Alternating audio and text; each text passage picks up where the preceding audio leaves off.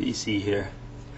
Today, the 11th of November, is called either Remembrance Day or Veterans Day, depending on which country you live in. I thought that I'd take a little time to talk about that. Remember a few Remembrance Days, Veterans Days from when I was a bit younger. I mean, those are about my age.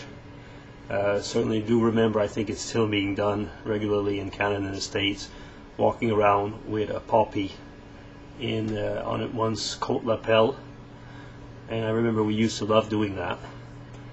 Of course, when you were a child or a young teenager, you didn't really always remember in the same way. It was something, well, you just did.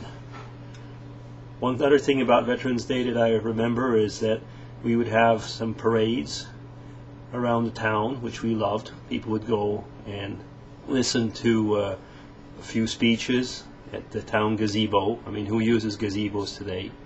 And then we'd all end up at the Legion Hall for a drink or something to eat. Now, Veterans Day is something rather special. I was thinking about it again today. About the American side of my family.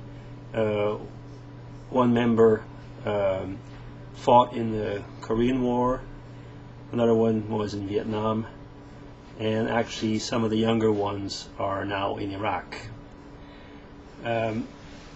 One can think whatever one wants about armed conflict, pros, cons. This is not at all what I'd like to bring up tonight. I was just thinking about behind every death, every person that has been lost that we are remembering, there is somebody or was someone who mourned on both sides of the arms. Somebody has been mourning, and that is probably what I have been thinking about mostly today, is that we should be remembering that a lot of liberties have been brought to us by these fights, by these combats, but a lot of grief has been caused as well. And we should never forget that every person that fell, no matter where, no matter on which side of the conflict, had parents, had family, had children eventually. So as you see, there is no way that any of these tragedies went, as we could say, as a collateral damage. No, that was direct damage to many people's hearts.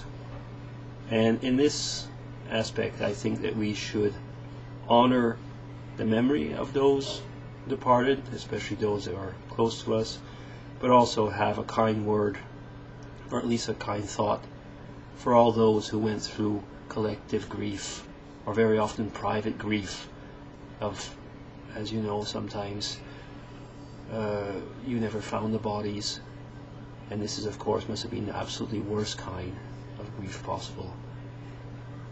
So take a moment's silence and think about all the grief that happened in the world around armed conflicts. But at the same time, think also that a lot of these conflicts, a lot of them were done in the name of liberty. And as I said, I don't want to try and create any polemics. I just want us to remember the fallen and remember their loved ones. BC signing off for today.